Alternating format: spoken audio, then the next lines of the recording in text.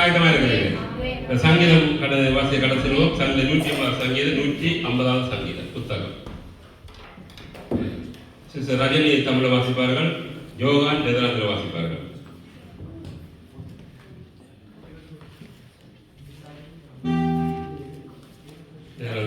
வாசிங்க.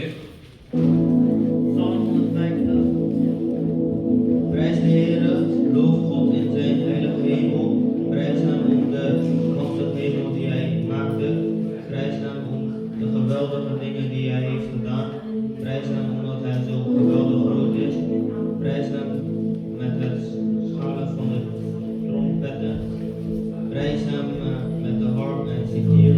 Prijs hem met rijdans en tamboerijnen. Prijs hem met fluiten en snaarinstrumenten. Prijs hem met klinkende cymbalen. Prijs hem met schalende cymbaalslagen. Laat alles wat adem heeft de Heere prijzen. Prijs de Heere. Amen.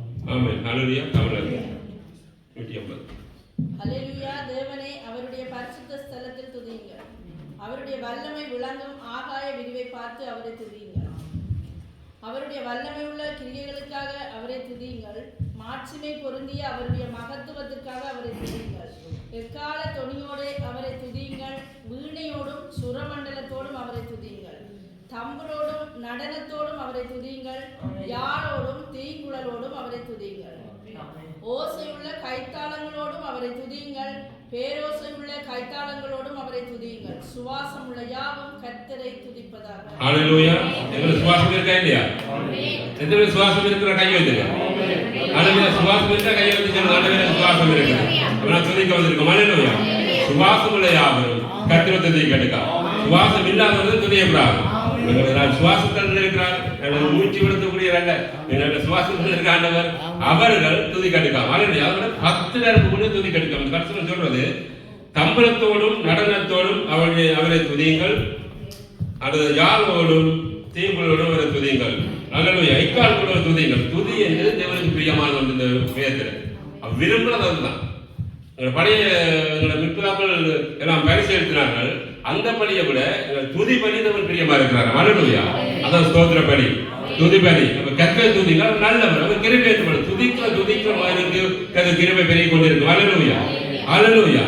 கண்ணுமடி ஹல்லேலூயா. ஸ்தோத்திர வாலிபர்கள் நான் ஆராதனை போறாங்க. கரங்களை தட்டி ஹல்லேலூயா.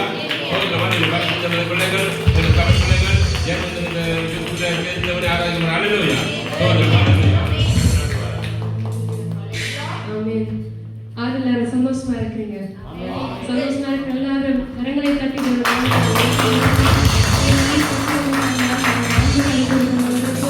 இந்த நாள் நம்ம ஒரு கூட்டமாக இருந்தாலும் கர்த்தர் நம்ம மத்தியிலே வாசம் பண்ணுவார். ஆமென்.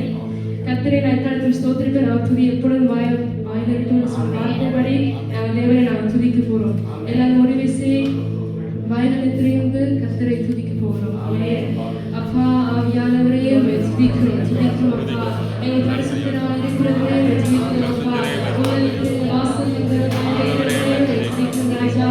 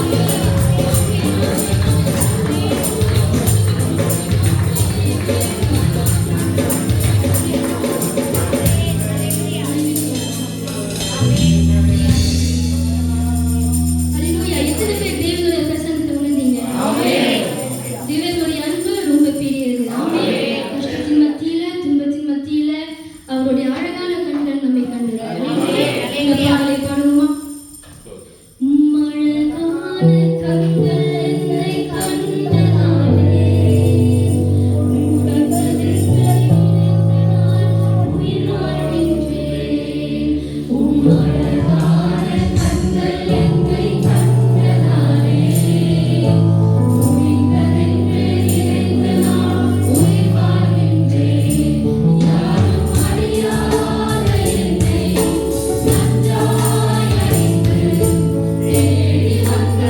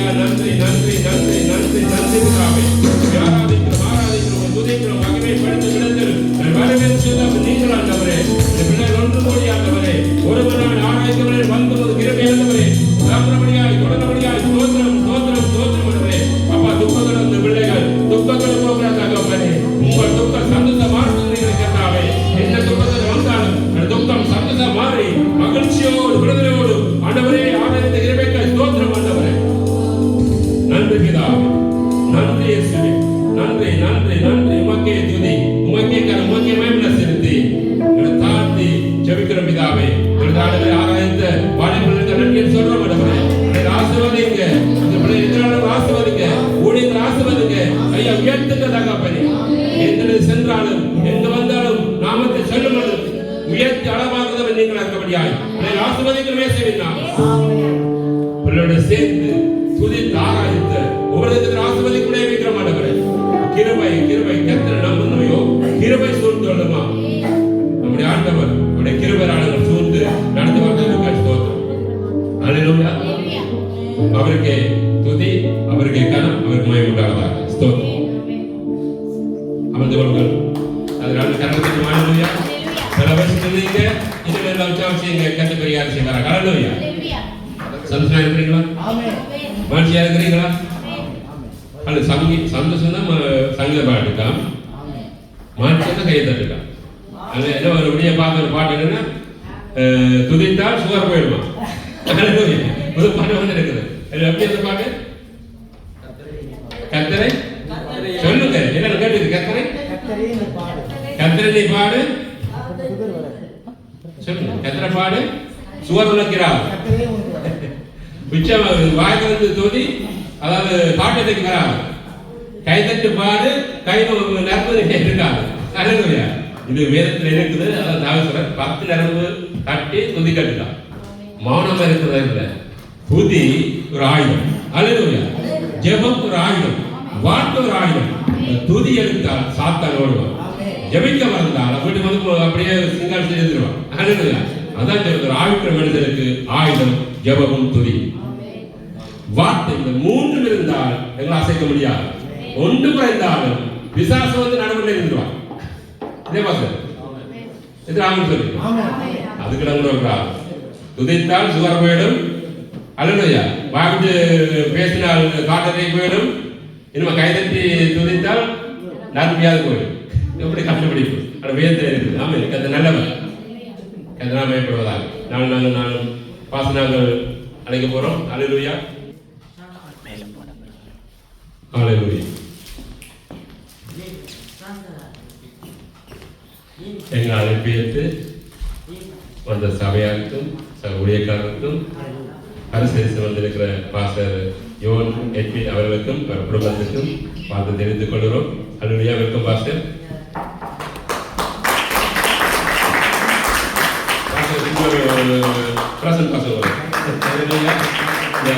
அதாவது பாஸ்டர் அவர்கள் பைபிள் பிரின்சிபல் ஜெர்மனியில் இருக்கிறாங்க, இந்தியாவில் இருக்கிறாங்க. அவங்க ஒரு பாஸ்டர் அறிவைப்பட்டு எங்களை ஜூம் வாட்ஸ்அப் பிரேயர் வந்தாங்க. அது 2-3 மாதம் தான் பாஸ்டர் ஆரம்பிக்கும். பாருங்க எப்படி அது தொடர் வேண்டும். சங்கிலி வேலையை போல உணவு வேலையை போல தொடர் வேண்டும். நாங்கள் உழைக்கும் ஜெபத்துக்கு இலங்கை தேசத்திலிருந்து பாஸ்டர் ரவி பாஸ்டர் அவரோட தொடர் உண்டு. அவர் நினைத்தார், அதாவது கோலஞ்சி பாஸ்டர்களை அவர் மூலமாக அநேக நினைத்திருக்கிறார்கள். ஆனால் இடம் போதாது பிரேயர்கள். ஆனால் பாஸ்டர் கேட்கறதை கிருபை செய்தார். இந்த இடத்துல மூலமாக கிடைச்சதை கிருபை செய்தார். அல்லேலூயா. ஜெபம் ஒரு ஆள். ஜெபம் கண்டபடி கண்டமாய் தெரியுமா உங்களுக்கு? நிலைத்த உறவு தான் இந்த உறவு. அதுபோல பாஸ்டர் யோசப் பாஸ்டர் சபையா இயேசு நாமத்தில் வார்த்தை வேலைக்கிறோம். நான் வெல்கம் பாஸ்டர். அந்த இடத்துல வந்து வார்த்தை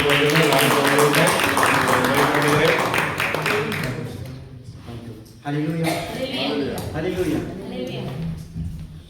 சத்தம் கேக்குதுங்களா எல்லாருக்கும்?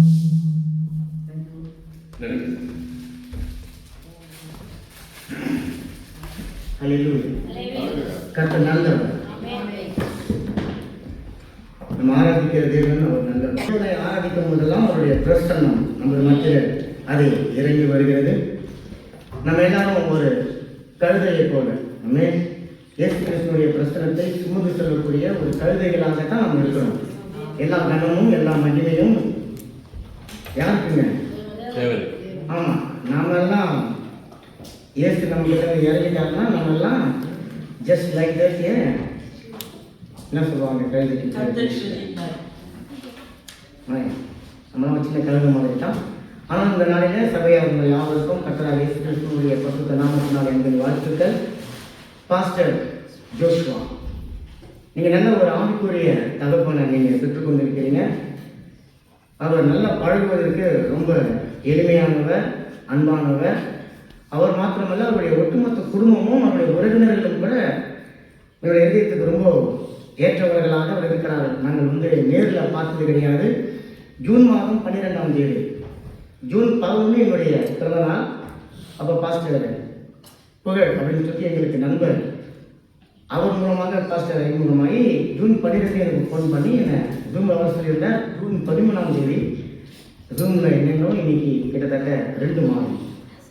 ஆனால் நான் நினைக்கல இங்கே வந்து இருப்போம், பாஸ்டரை முகமுகமாய் சந்திப்போம் அப்படின்னு சொல்லி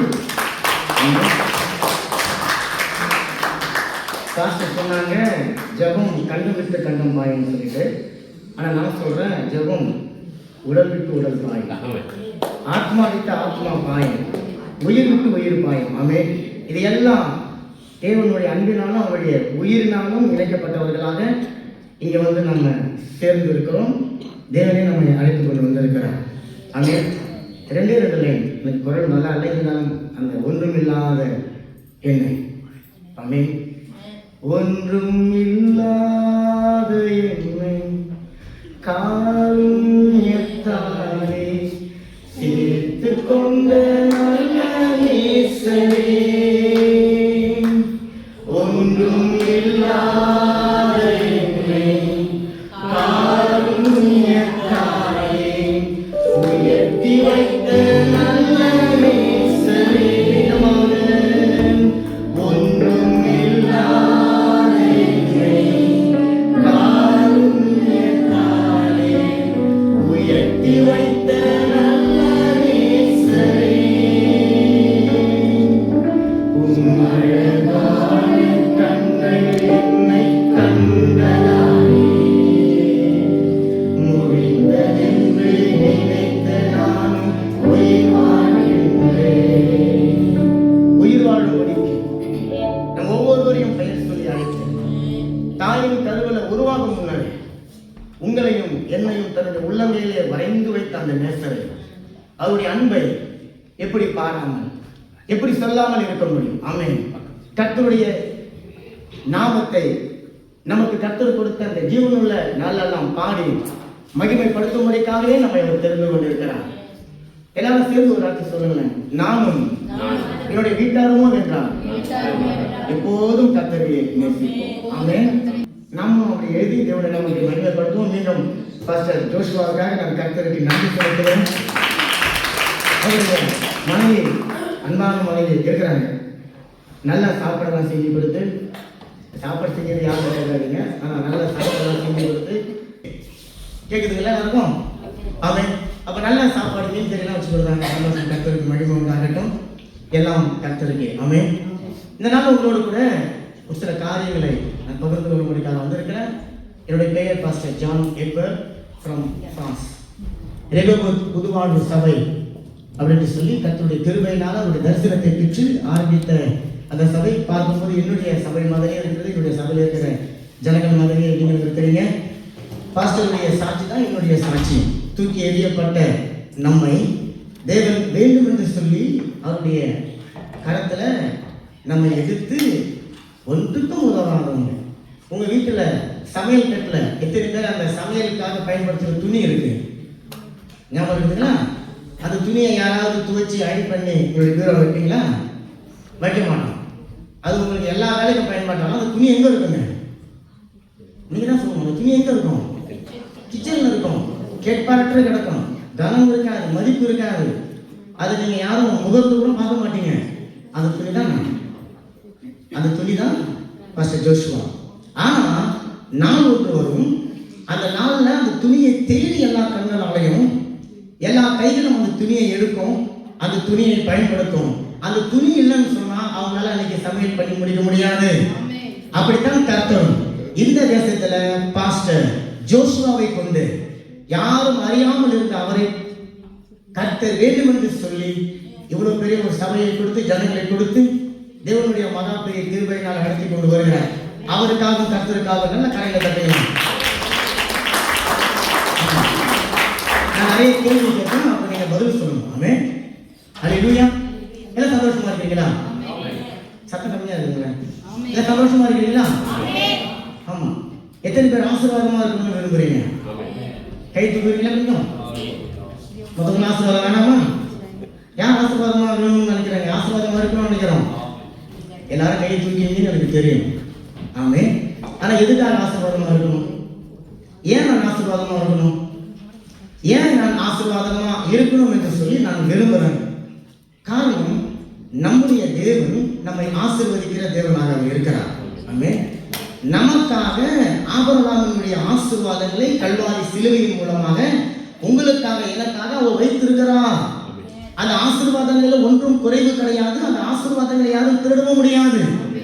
இப்ப பாருங்க, உங்களுடைய அப்பா இல்லையா, அவர் உங்களுக்கு எல்லாருக்கும் ஒரு 50,000 யூரோ செக் கொடுத்துட்டார். கையெல்லாம் போட்டு மகனே மகளே இதை எடுத்துக்கொள்ளுங்க அப்படின்னு சொல்லிட்டு ஒரு 50,000 யூரோ செக் கொடுத்துட்டார். நம்ம ரொம்ப நல்லவங்க பாருங்க, அப்பா மேல ரொம்ப அன்பானவங்க. நம்ம என்ன பண்றோம், அந்த செக் எடுத்துட்டு போயிட்டு வீட்டுல அலமாரில லாக்கருக்குள்ள வச்சு அந்த செக்கை மூடி வச்சுட்டோம். ஆனா தினந்தோறும் காலையில் எழுந்திரிச்சு 5:10 என்ன பண்றோங்க, கையை நீட்டு உதவிக்காக கேட்டுக்கொண்டு இருக்கிறோம்.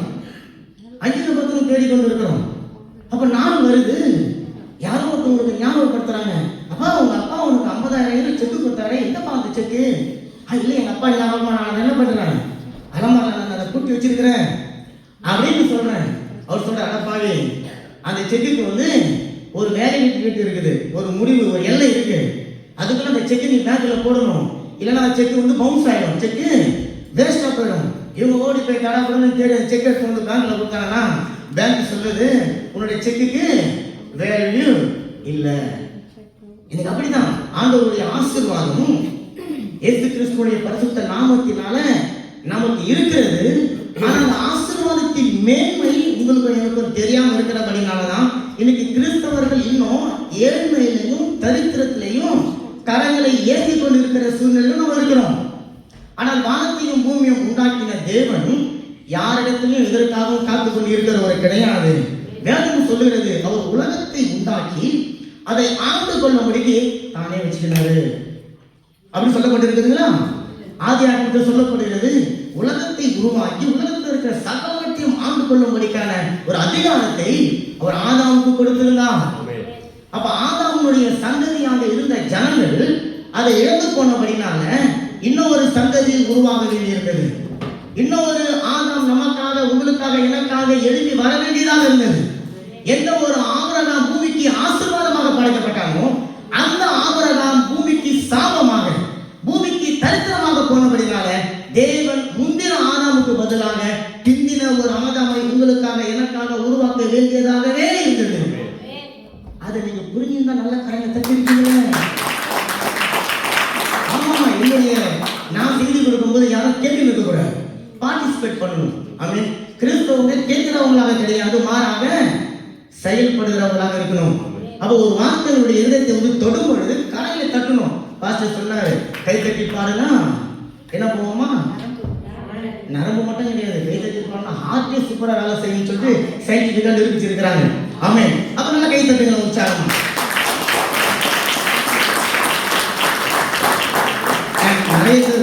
நிறைய பேர் வரும்போது கையை வீட்டில் வச்சுட்டு வந்தாங்க நினைக்கிறேன்.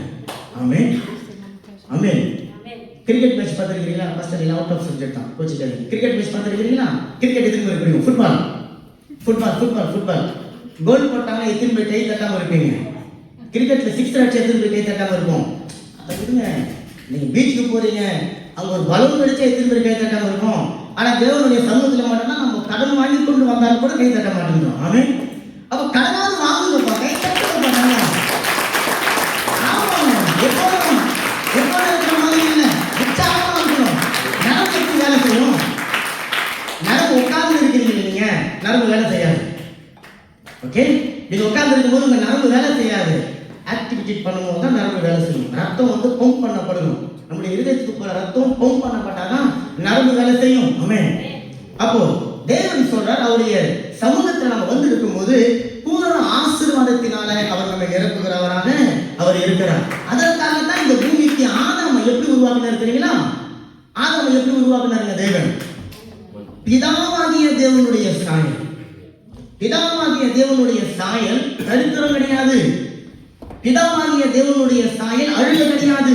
பிதாவாகிய தேவனுடைய சாயல் கிடையாது. பிதா எப்படி இருந்தாரோ அதே போல ஆதாமை பூமியில உருவாக்கினார். அவரை போலவே தமது சாயலாகவும் தமது ரூபத்தின்படியாகவும் மனுஷனை உண்டாக்குவோமாக என்று சொல்லி அவர் மனுஷனை உருவாக்கினார். ஆதாம் ஏதோ உங்களை மாதிரி என்ன மாதிரி இல்லைங்க, ஆதாம் தேவனுடைய சாயல் இருந்தான். ஆனா ஆஃப்டர் ஆல் ஒரே ஒரு பழத்துக்காக என்ன பண்ணாங்க, தேவ சாயலை இருந்து மாம்ச மனுஷ சாயலாக அவன் மாறி போனான். இன்னைக்கு நம்ம தமிழர்கள் அப்படிதான், உலக ஜனங்கள் அப்படிதான். இவ்வளவு பெரிய ஆசீர்வாதத்தை கண்ணால பார்க்காம சின்ன ஒரே ஒரு பழத்துக்காக தேடி ஓடி இன்னைக்கு ஞாயிற்றுக்கிழமை கூட நிறைய பேர் வேலை செய்யறாங்க. ஏன்னு சொன்னா 1 மணி நேரம் வேலை செஞ்சா இவ்வளவு ஈரோடு சொல்லி அந்த ஒரு சின்ன கருத்துக்காக ஓடுறாங்க. ஆனால் வேதம் சொல்கிறது கர்த்தருடைய சமூகத்தில் அவருடைய ஆலயத்தில் வாசமா இருக்கிறவர்கள் பாக்கியவான்கள். அந்த பாக்கியவான் அப்படின்ற வார்த்தைக்கு எபிரேய மொழியில அஷ்ரே அப்படின்ற வார்த்தை பயன்படுத்தப்பட்டிருக்கு. அஷ்ரே அப்படின்னு சொன்னா பாக்கியவான் கிடையாதுங்க. அஷ்ரேன்னு சொன்னா எந்த ஒரு சூழ்நிலையும் மன ரம்யமாக இருப்பது, எந்த ஒரு சூழ்நிலையும் தேவனை மாத்திரமே சார்ந்து வாழ்வது, எந்த ஒரு சூழ்நிலையும் இல்லை அப்படின்னு சொல்லி இல்லை என்று சொல்லாமல் இருப்பது, அதுதான் அஷ்ரே.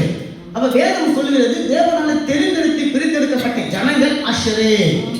அஷ்ரே அப்படின்னு சொன்னா பாக்கியவான் கிடையாது, எல்லாவற்றிலும் வாழ்ந்து செழித்து இருப்பது. 3 யோவான்ல சொல்லியிருக்கிறது போல உங்களுடைய ஆத்மா வாழ்வதை போல நீங்கள் எல்லாவற்றிலும் வாழ்ந்து செழித்து இருக்கிறது. அப்ப செழித்திருக்கிற ஒரு ஆத்மா இன்னொரு ஆத்மாவை பார்க்கும்போது என்ன பண்ணணும், வாழ்க்கணும், ஆசீர்வதிக்கணும், தன்னுடைய செழிப்பை அவர்களுக்கு கொடுக்கணும். அப்ப நாம பெற்றுக்கொண்ட ஆசீர்வாதத்தை மற்றவர்களுக்கு சொல்லணும். அது வார்த்தையா இருக்கலாம், அது நம்முடைய வீடு நகை நட்டு பணம் அதுவா இருக்கலாம், சரீர ஆரோக்கியமா இருக்கலாம், பணமா இருக்கலாம். நீங்க எதையா இருந்தாலும் அதை மற்றவருக்கு கொடுக்கிறவராக இருக்கணும். அப்ப இன்றைக்கு உலகம் பாருங்க ஆசீர்வாதத்தை தேடி ஓடிக்கொண்டிருக்கிற ஜனங்களா இருக்கிறாங்க. நான் உங்களை ஒரு கேள்வி கேட்டேன், எத்தனை பேர் ஆசீர்வாதமா இருக்கு விரும்புகிறீங்கன்னு கேட்டேன். ஆனா அந்த ஆசீர்வாதத்தை எப்படி பெற்றுக்கொள்ளணும்னு சொல்லி உங்களுக்கு தெரியுங்களா? ஒருவேளை உங்களுக்கு தெரிஞ்சிருக்கலாம். ஆனா இன்னைக்கு உலகத்துல இருக்கிற ஜனங்களை பாருங்களேன், ஆசீர்வாதத்துக்கு என்ன பண்ணணும், ஒரு 2 வேலை செஞ்சா போதும். நம்ம தமிழ்நாட்டுக்கு நம்ம சொல்லவே தேவை. டே நைட் நல்லா வேலை செய்வாங்கல்ல, தூங்குறது 2 மணி நேரம், வழிபட்டு 22 மணி நேரம் வேலை செய்யறாங்க. ஆனா கடைசி அவங்க நம்மளை விட சீக்கிரமா உலகத்திற்கு எப்படிங்க போயிடுறாங்க. ஆனா தேவனுடைய பிள்ளைகள் பாருங்க, நீங்க ஒரு வேலை செய்யுங்க, ஆனா அந்த ஒரு வேலையை தேவனை நம்பி செய்யுங்க. நீங்க செய்யற அந்த வேலைக்குள்ள தேவன் இருக்கணும், அந்த வேலையில தேவன் இருக்கணும், நீங்க தேவனுக்குள்ள இருக்கணும். அப்ப உங்களுடைய ஒரு வேலை அநேகரை போஷிக்கிற ஆசீர்வாதமான வேலையாக மாறும்.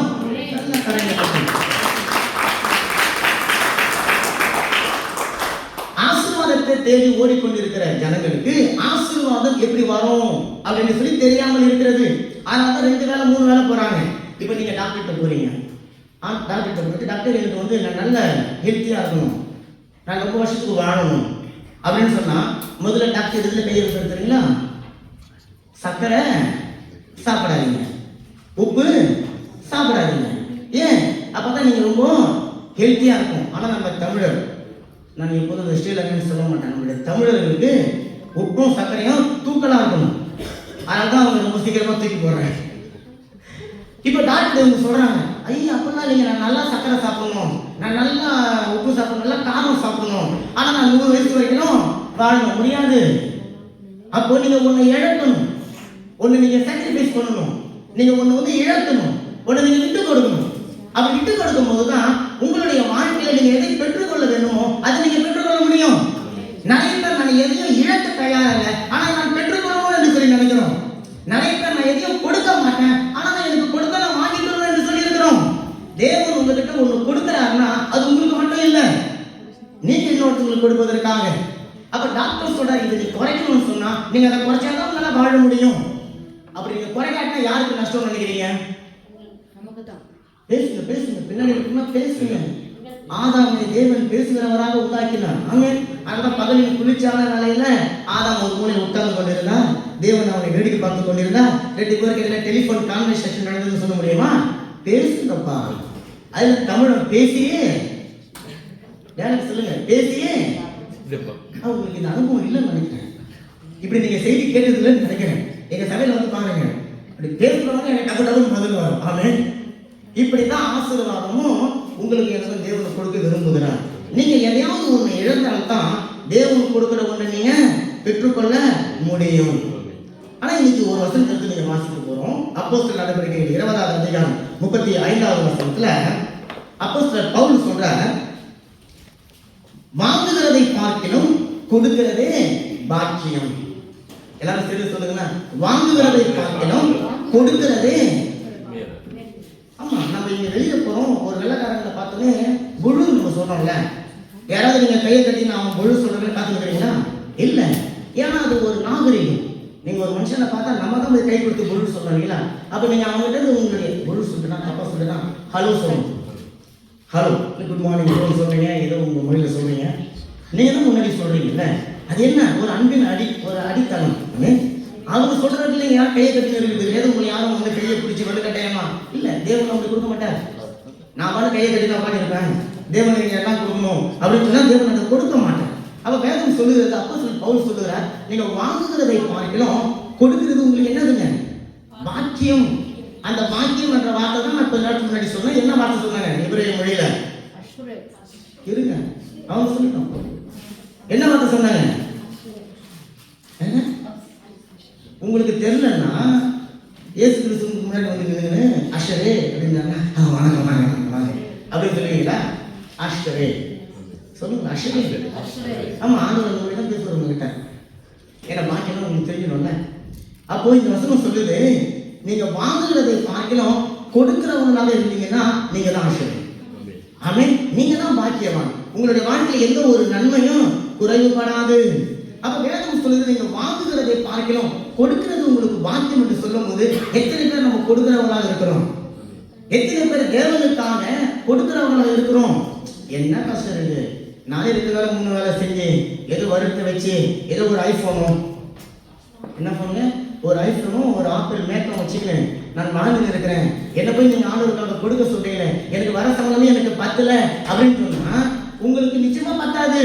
காரணம், நீங்கள் வாங்குகிறவர்களாக இருக்கிறீங்க, நீங்க கொடுக்கிறவர்களாக இருக்க மாட்டேன்றீங்க பாருங்க.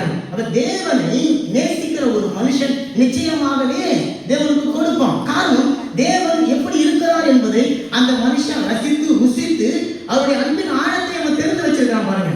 அப்ப அதனால அவன் தேவனுக்கு கொடுக்கிறவனாக இருப்பான்.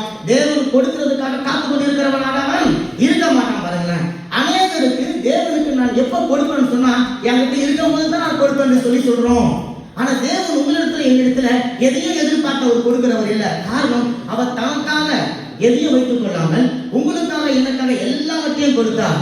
எல்லாவற்றையும் சொல்லும்போது அதுல தன்னுடைய ஜீவனும் இருக்கிறது. தன்னுடைய ஜீவனை அவர் மரணத்துல ஊற்றினார். எப்படி என்ன பண்ணாராம்? அக்கிரமக்காரர்கள் ஒருவரால் என்ன பண்ணாராம்? அந்த அக்கிரமக்காரர் யாருங்க? யாருங்க அக்கிரமக்காரர்? நான் சொன்னேன், நீங்க தூங்குறீங்க நல்லா. ஆமா, பஸ் நீங்க தூங்குறீங்களா? இல்ல ஒரு நான் வேற மாதிரி கொடுக்க நீங்க தூங்குறீங்களா? அந்த அக்கிரமக்காரர் யாருங்க? நான் தான் சொல்லுங்க. நாமெல்லாம் கிடையாது, நான் தான். சொல்லுங்க நான் தான். உங்களுக்கெல்லாம் வச்சு நல்லா பாஸ்டர் சொன்னார், ஒரு ஃப்ளைட் ஓட்டுற பைலட்டு அந்த பைலட் உற்சாகப்படுத்தணுமா அப்படின்னு சொன்னீங்க. அப்படியே ஏற்றணுமா ஃப்ளைட்டை? நான் முக்கினாலும் ஏற மாட்டேங்குது. அவன் அப்ப அந்த அக்கிரமக்காரர்கள் நாம தான் இருக்கணும். அக்கிரமக்காரர் சொன்னா நம்ம பக்கத்துக்காக ஞாபகம் வரும், மாமனார் மாமியார் ஞாபகம் வரும், பிடிச்சிருக்கிற கணவனை வரும், திட்டம் மனைவி ஞாபகம் வரும். இல்ல நாங்கெல்லாம் கிடையாது. அக்கிரமக்காரர்கள் யாரும் நான் தான்.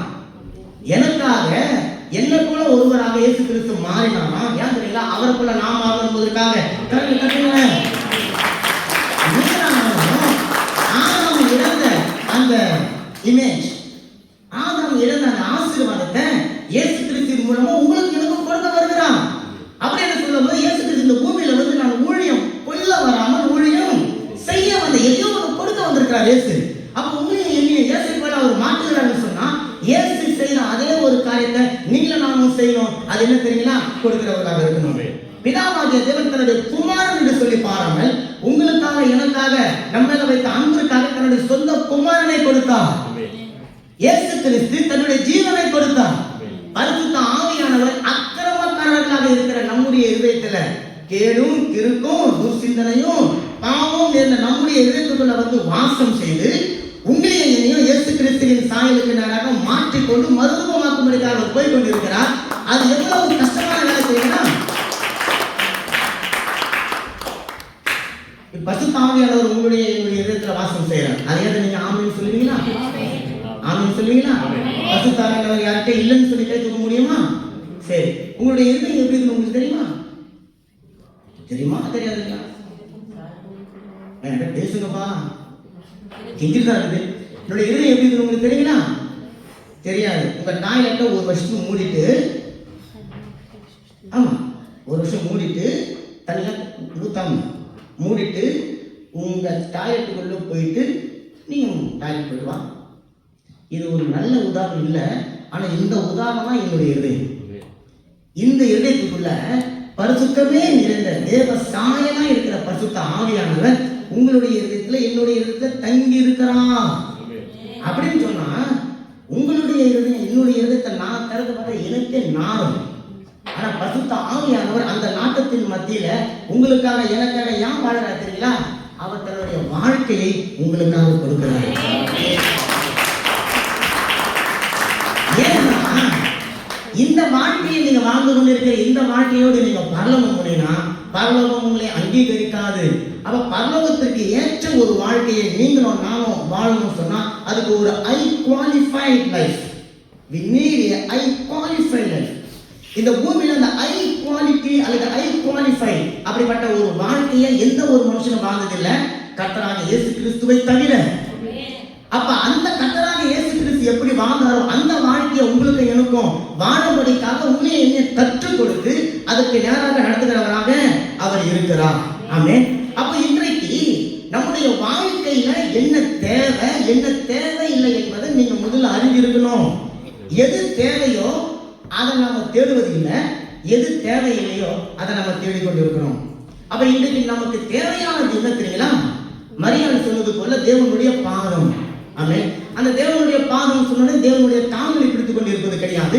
தேவனுடைய பாதம் என்பது தேவனுடைய மகிமையை, தேவனுடைய பிரசன்னத்தை, தேவனை ஆராதிக்கும் போது உண்டாகக்கூடிய அந்த ஆராதனையின் களி கூறுதலை நீங்கள் நாமும் பெற்று வாழ வேண்டும் என்பதற்காக தேவன் என்ன பண்றாருன்னா உங்களுக்கும் எனக்கும் ஒரு நண்பனாக தன்னை போலவே இருக்கக்கூடிய ஒருவரை உங்களுக்குள்ள எனக்குள்ளே வைத்து வாழும்படிக்கு அதை நடக்கும்படிக்கு அவன் நமக்கு செய்கிறான். இப்போ ஒரு விவசாயி இருக்கிறான். அந்த விவசாயி கிட்ட ஒரு படி நெல் இருக்கு. படிதான் உங்களுக்கு தெரியுதா? ஓகே, 1 கிலோ நெல் இருக்கு. இப்போ அந்த விவசாயி சொல்றான், இந்த நெல் எனக்கு போதும், என்னுடைய மனைவி என்னுடைய பிள்ளைகள் எனக்கு மட்டும் அந்த நெல் போதும் அப்படின்னு சொன்னா அந்த நெல் அவனுடைய குடும்பத்துக்கு போதுமானதாக இருக்கும். இத்தனை நாளைக்கு ஒரு 2-3 நாளைக்கு தேவையானது இருக்கும். ஆனா இப்ப அவன் என்ன பண்ணான், இந்த நெல் எனக்கு மட்டும் இருந்தா போதாது, இதனால ஒரு சிலர் பயனடையும் என்று சொல்லி அந்த நெல்லை கொண்டு போய் ஒரு வயல்ல நிலத்துல அதை விதைக்கணும். அப்ப விதைக்கும் போது அந்த நெல் என்ன பண்ணும், 30, 60, 100 மடங்காக பெருகி அவன் எவ்வளவு விதைத்தானோ அதை விட பல 100 மடங்கு அவனுக்கு ரிட்டர்ன் வருகிறதாக அந்த நெல் இருக்கிறது. அப்படித்தான் ஆசீர்வாதம். தேவன் உங்களுக்கு எனக்கு ஒன்று கொடுக்குறாருன்னா எனக்கு மட்டும் போதும், என் மனைவி பிள்ளைகளுக்கு போதும், என் குடும்பத்துக்கு போதும், அதிகபட்சம் என் அண்ணன் தம்பிக்கு போதும் அப்படின்னு சொல்லி நீங்க வாழறவங்களா இருந்தீங்கன்னு சொன்னா உங்க ஒரு தலைமுறையோட அது முடிஞ்சிடும். ஆனால் நம்ம எல்லாம் வாஸ்தவத்தை ஜெயிச்சுன்னு இருக்கிறோம். அவர் வருமளவும் எவர் வருமளவும் அவர் வருமளவும் நான் வாழணுமா? நமக்கு எவ்வளவு பேராசை பாருங்க. அப்ப அது வரைக்கும் நீங்க நம்ம வாழணும்னு சொன்னா உங்களுக்கு நல்ல ஜீவன் வேணுமே, நல்ல ஆசீர்வாதம் வேணுமே, உங்களுக்கு பிறகு உங்களுடைய பிள்ளைகள் உங்களுடைய வழியை தொடர்ந்து வரணுமே, உங்களுக்கு பிறகு உங்களுடைய சந்ததிகள் தேவனை ஆராதிக்கிற ஒரு கூட்டமா இருக்கணுமே, தேவனுக்கு கொடுக்கிற ஒரு கூட்டமா இருக்கணுமே, தேவனை கனப்படுத்துற ஒரு கூட்டமா இருக்கணுமே. அதற்கு நீங்களும் நானும் சாட்சிகளாக நான் எப்படி வாழணும், நான் எப்படி தேவனை கனம் பண்ணணும் என்பதை அறிஞ்சிருக்கணும். நேற்று நான் பாஸ்டர் வீட்டுக்கு வந்தேன். ஒரு ஆஃப்டர் ஒரு மனுஷன் 100 வயசு வரைக்கும் வாழ போறான். நான் எத்தனை வயசுக்கு வாழ போறேங்க? ஆமா சொல்லுங்க, நீங்க சொல்லுங்க. ஆமா 100 வயசு வரைக்கும் வாழ போறேன். எனக்கே பாஸ்டர் நீங்க இந்த அளவுக்கு கனம் பண்றாங்கன்னு சொன்னா நித்திய காலமும் நீங்க ஒருத்தரோட வாழ போறீங்க அப்படின்னு சொன்னா அவரை நீங்க எவ்வளவு கவனம் பண்ணணும், அவருக்கு எவ்வளவு நீங்க முக்கியத்துவம் கொடுக்கணும், முதலிடத்தை கொடுக்கணும். அது உங்க பிள்ளைங்க பார்க்கணும். உங்க பிள்ளைங்களுக்கு நீங்க பண்ற ட்ரெஸ் தெரிஞ்சா பிள்ளைங்க ட்ரெஸ் தான் போடணும், நீங்க பேசுற பேச்சு தெரிஞ்சா அதை தான் பேசும். ஆனா நீங்க கொடுக்கிறது உங்க பிள்ளைங்க பார்க்கணும், உங்கள் இருதயத்தை உங்க பிள்ளைங்க பார்க்கணும். கர்த்தர்களுக்கு ஒன்று கொடுத்தாருன்னு சொன்னா அதை நான் கர்த்தருக்கு திரும்ப நான் கொடுக்கணும். அவன் போய் பூமியில போட்டான், அது போட்ட உடனே அவனுக்கு ரிட்டர்ன் வந்தது. அதனால அவன் மாத்திரம் இல்ல, அவனுடைய எல்லைகளே ஆசீர்வதிக்கப்பட்டது. தலைவர் தட்டுகிறாங்க. நம்ம இந்தியாவில் இளைஞர்கள ஒரு பழமொழி இருக்கு, இறைக்கிற கிணறு தான் சுரக்கும். ஒரு கிணறா இருந்துச்சுன்னா அது கிணறா தான் இருக்கும். அது நீங்க எவ்வளவு தண்ணி எடுத்தாலும் அந்த தண்ணி சுரந்து கொண்டே இருக்கும். ஆனா அந்த கிணறு என்னைக்குமே வழிஞ்சி கீழே ஊத்திடாது. பார்த்துருக்கீங்களா? அதான் கிணறுடைய தன்மை. ஆண்டவரும் அப்படித்தாங்க. உங்களுக்கு அதிகமா கொடுத்துட்டா நாம இங்க உட்காந்து மாட்டோம். இந்த அண்ணன் ஏதாவது ஒரு பெரிய மால்ல போய் உட்காந்துன்னு பர்கர் சாப்பிட்டு உட்காந்துருக்கோம். 1 மணி ஆச்சு எல்லாரும் பசியா இருக்கீங்க. ஆமே. ஆனா தேவன் உங்களுக்கு என்னதான் அளந்து வச்சிருக்கிறார். ஆமே. எதுக்கு தெரியுங்களா? நீங்களும் நானும் தான் இந்த தேசத்தினுடைய ஆசீர்வாத ஊற்றுக்கள். நல்லா கரையில கட்டுகிறாங்க. இந்த நெதர்லாந்து தேசத்துல உங்களையும் தேவன் கொண்டு வச்சிருக்கிறான்னு சொன்னா ஒரு நோக்கத்துக்காக வச்சிருக்கிறார். உங்களையும் என்னையும் தேவன் தம்முடைய திட்டத்திற்காக வச்சிருக்கிறார். தம்முடைய தரிசனத்திற்காக வச்சிருக்கிறார். ஆகவே வேதம் உங்களையும் என்னைய பார்த்து சொல்லுது. லூக்கா 6:38. லூக்கா 6:38ல வசனம் சொல்லுகிறது, கொடுங்கள் உங்களுக்கு கொடுக்கப்படும். கொடுங்கள் கொடுக்கப்படும்.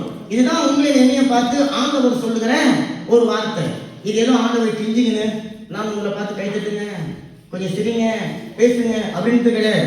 தேவன் இதை ஒரு கட்டளையா சொல்றார். Must give. தேவனுக்கு கொடு கட்டளையை கொடுத்துட்டாரு. அதுக்கு பிறகு ஆசீர்வாதம் வருது பாருங்க. அப்ப எத்தனை பேர் கொடுக்க ஆயத்தமா இருக்கிறீங்க தேவனுக்காக? அது என்ன நான் சொல்றேன்.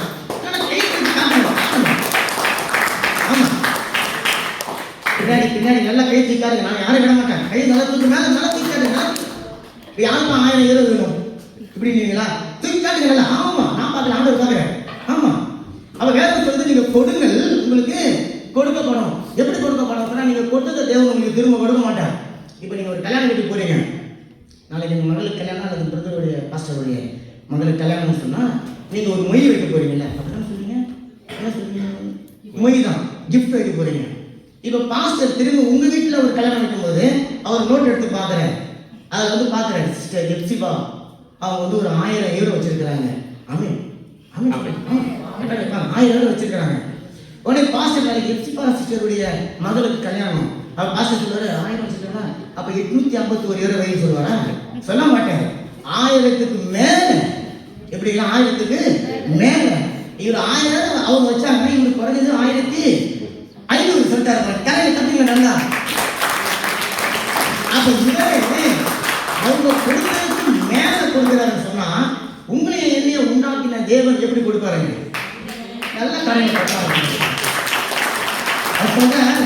எப்படி கொடுப்பாருன்னு சொன்னா அமுக்கி குலுக்கி சரிந்து விழும்படி வார்த்தை சொல்லிப்படுது. நன்றாய் அளந்து. ஏன்னா நீங்க ஏமாற்றக்கூடாது இல்ல. அப்ப அதை ஒழுங்கா அளந்து உங்கள் மடியிலே போடுவார்கள் சொல்லிட்டு சொல்றாரு ஒரு எச்சரிக்கை. நீங்க எந்த அளவினால நீங்க அளந்தீங்களோ அதே அளவினாலதான் உங்களுக்கு அவர் அளந்து போடுவார். இப்படி கையை ஊட்டி எடுத்து போடும்போது 2 1 euro நீங்க போட்டீங்கன்னா ஆண்டவர் அந்த 1 euro கணக்கு பண்ணி அளந்து என்ன பண்ணுவாரு? நன்றாய் அளப்பார். அவர் லேஸ் பண்ண ஆளெல்லாம் கிடையாது. அவர் நல்லா அளப்பாரு. அப்ப அளந்துட்டு ஓ நீ 1 euro போட்டியா, சரி போனா பார்த்து சொல்லி கொடுப்பாரு. ஆனா என்ன ஒரு மனுஷன் தனக்குரியதை எடுத்து அப்படியே போடுறாங்க, அந்த மனுஷனுக்கு தேவன் நன்றாக அவர் கொண்டு பண்ண காலையில தட்டுக்கிறாங்க. இப்படிதான் ஒரு அம்மா அவங்க வந்து தேவனுடைய ஆலயத்துல ஏதோ ஒன்று போட்டாங்க. அடுத்து வாசிச்சு பாத்தீங்கன்னா மார்க் 12ஆம் அதிகாரம் 41-44 வரைக்கும் அதை எடுத்து நீங்க வாசிச்சு பாத்தீங்கன்னா அது ஒரு பெரிய காரியம் எடுத்து போட்டப்ப நான் வாசிக்கிற காரணமா இயேசு காணிக்கை பெட்டிக்கு எதிராக உட்கார்ந்து ஜனங்கள் காணிக்கை பெட்டியில் பணம் போடுவதை பார்த்து கொண்டிருந்தார். இயேசு கிறிஸ்து எத்தனை வேலை கொடுப்பாங்க. இயேசு கிறிஸ்து உங்களை மாதிரி என்ன மாதிரி வீட்டில் இருக்கிற ஆளுங்க இல்ல, அவர் எவ்வளவு பிஸியா இருக்கு பாருங்க. கர்த்தாவே பதில் சொல்லுங்க. இயேசு கிறிஸ்து இப்ப இந்த மாதிரி ஒரு ஆலயத்துக்கு வந்தாருங்க. எத்தனை பேர் நேரம் வந்து காணிக்கை பெட்டி இருக்கு ஃபர்ஸ்ட் காணிக்கை பெட்டி இங்கே தான் இருக்கு, காணிக்கை பெட்டி வச்சுக்கோங்களேன். எத்தனை பேர் நீங்க சபைக்கு வந்தா இங்க வந்து உட்காருங்க, அதுக்காக தலையாட்டுங்க. இப்ப காணிக்கை எடுக்கும்போது நிறைய பேர் அப்பதான் மகிமை இல்லை மருதமம் ஆயிடுவாங்க. எப்படின்னா காணிக்கை எடுக்கும்போது கரங்களை உயர்த்தி கொண்டு அப்படியே மகிமையில இருப்பாங்க. போயிட்டாங்களா போயிட்டாங்க ஓகே இப்ப பார்த்தா அதுக்குள்ள போயிட்டாங்களா ஐயோ நான் வச்சிருந்தேன் அப்படின்னு சொல்லி இருப்பாங்க. ஏசு கிறிஸ்து ஒரு ஆலயத்துக்கு வந்தாங்க. வந்துட்டு அவர் எங்கேயும் உட்காந்துருப்பீங்க, நல்லா ஜெபிக்கிற ஆலயத்துக்கு உட்காந்துருப்பீங்க. ஏன்னா நீங்க நல்லா ஜெபிப்பீங்க அவருக்கு எல்லாம் தெரியும். அவர் என்ன பண்ணாருங்க, வந்து காணிக்கை பெட்டி பக்கத்துல உட்காந்துட்டு யார் யார் என்னென்ன போடுறாங்கன்னு பார்க்குறேன். பார்க்கும்போது பெரிய பெரிய பணக்காரங்க மூட்டை மூட்டையாக கொண்டாந்து கொட்டுறாங்க. நம்ம ஊரில் இருக்கிற பெரிய பெரிய கொள்ளாட்சி திருந்தெல்லாம் வந்து மூட்டை மூட்டையாக போடுறாங்க.